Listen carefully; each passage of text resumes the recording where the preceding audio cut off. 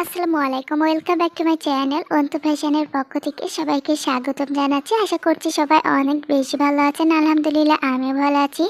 ঈদে নানান ব্যস্ততার কারণে রেগুলার ভিডিওটা শেয়ার করতে পারিনি, যদিও এই ভিডিওটা ঈদের আগে করা।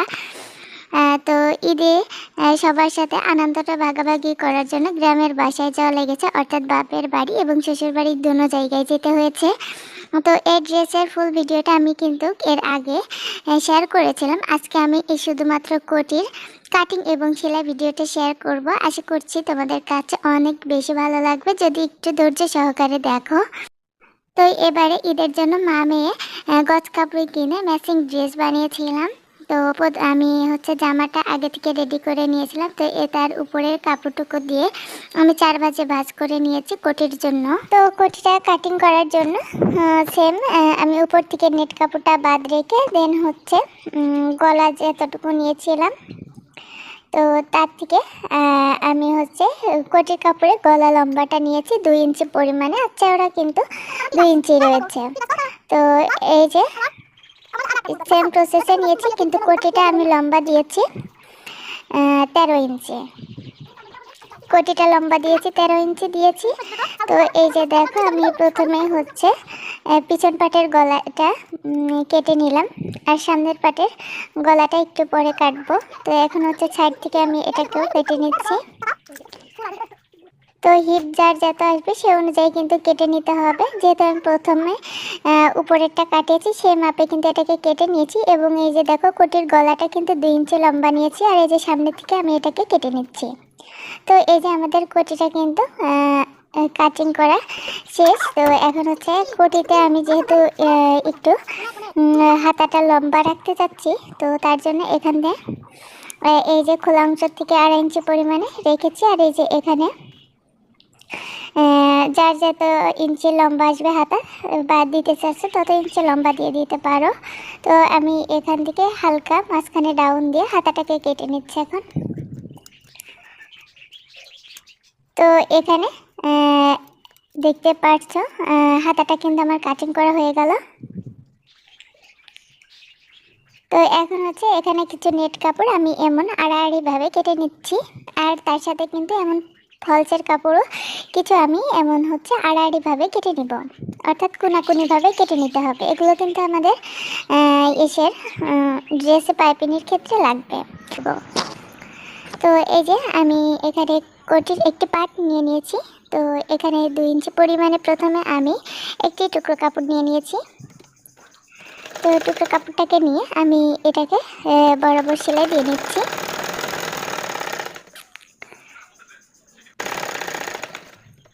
তো এটাকে বরাবর সেলাই দিয়ে নিচ্ছি। এটা আমি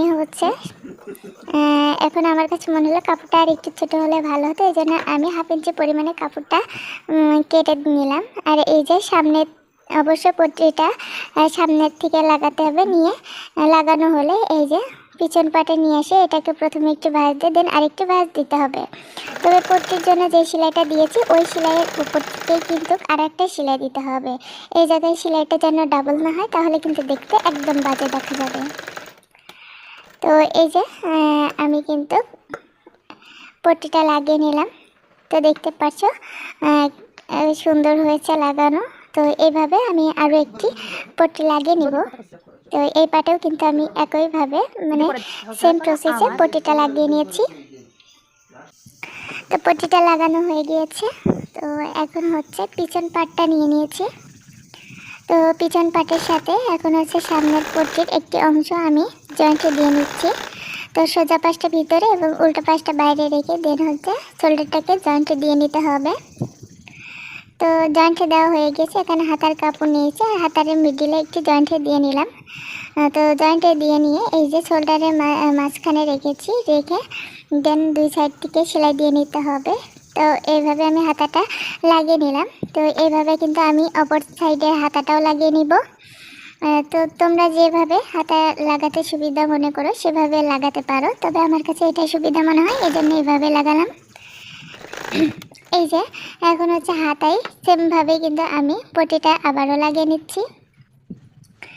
তো ওই যে আমরা কোটির মাঝখানে যেই পট্টিটা দিয়েছিলাম, তো সেমভাবেই আমি অন্য হাতার মাথায় কিন্তু এভাবে সেলাইটা দিয়ে নিয়েছি, তাহলে দেখতে কিন্তু বেশি সুন্দর লাগবে। এখন হচ্ছে হাতার গলার পট্টিটা দিয়ে নিব, গলার পাইপিংটা করব। তবে এই যে গলার পাইপিংটির কাপড়টা কিন্তু ওই যে আড়াআড়িভাবে থাকতে হবে, আড়াআড়িভাবে কেটে দেন হচ্ছে এই পাইপিংটা দিতে হবে, তাহলে ফিনিশিংটা ভালো আসবে। এবং সেলাই দেওয়ার পরে এটাকে হালকা কেটে নিতে হবে। তো কেটে নিয়েছি, তো প্রথমে একটু ভাঁজ দিয়েছি, আর এই যে সাইড থেকে ডবল ভাঁজ দিয়ে আমি এটাকে সোজা পাশে নিয়ে এসে এটাকে আমি সেলাই দিয়ে নিচ্ছি। তো সেলাই দিলে হয়ে গেল আমাদের কিন্তু কোটি। তো এখন হচ্ছে হাতা সহ বডির কাপড়টা আমি সমানভাবে এটাকে সেলাই দিয়ে নিচ্ছি। তো এই যে আমার কিন্তু সমানভাবে সেলাই দেওয়া হয়ে গিয়েছে। এখন হচ্ছে আমি কাপড়টাকে উল্টে নিচ্ছি। তো আমাদের কোটিটার কাজ প্রায় শেষ হয়ে গেছে। তো এখন হচ্ছে শুধু নিচের পাইপিং এবং হচ্ছে গলার এখানে আমি একটি খালি বোতাম দিব। তো তার আগে হচ্ছে নিচের পাইপিংয়ের কাজটা সেরে নিই। তো এখানেও কিন্তু সেমভাবেই এই যে সোজা পাশ থেকে কাপড়টাকে লাগাতে হবে, লাগিয়ে উল্টো পাশে নিয়ে যেয়ে আমি এটাকে মেরে নিব। তো একটু প্যারা বেঁকা থাকলে একটু সাইজ করে নিতে হবে। তো এই যে আমি কিন্তু একইভাবে কিন্তু নিচের ঘেটের কাপড়টা সেলাই দিয়ে নিব। তো এই কোটিটা এভাবে পাইপিং দেওয়ার কারণে যেন সৌন্দর্যটা আরও বেড়ে গিয়েছে।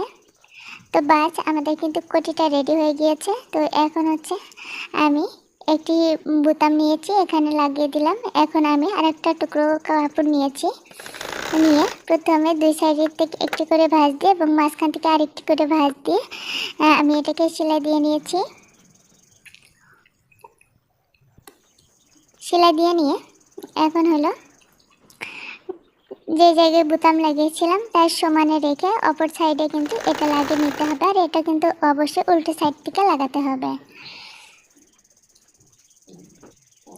তো এই যে দেখো আমাদের কিন্তু কোটিটা একেবারে ডান। তো মাশাআল্লাহ আমার মেয়েটা কিন্তু পরে ফেলেছে, ওর দেখতে কেমন লাগছে অবশ্যই কমেন্টে জানিও। এবং আমার মেয়েকে দেখে মাশাআল্লাহ বলতে একদম ভুলো না। মাশাআল্লাহ যদি না বলো তাহলে কিন্তু মেয়েকে নজর লেগে যেতে পারে। তো আমি হচ্ছে মেয়েটাকে ড্রেসটা পরিয়ে দিয়েছি। ঈদের আগে কিন্তু ওর ড্রেসটা পরে অনেক খুশি ছিল, দেখতে পাচ্ছ কি এমন করছে। আর কোটিটাও কিন্তু খুব সুন্দর মতো ফিটিং হয়েছিল, এখানে একটু সুতো বেঁধেছিল সেটা দেখাচ্ছে। আর গলাটাও দেখো খুব সুন্দর মতন গলার সাথে ফিটিং হয়ে গিয়েছে।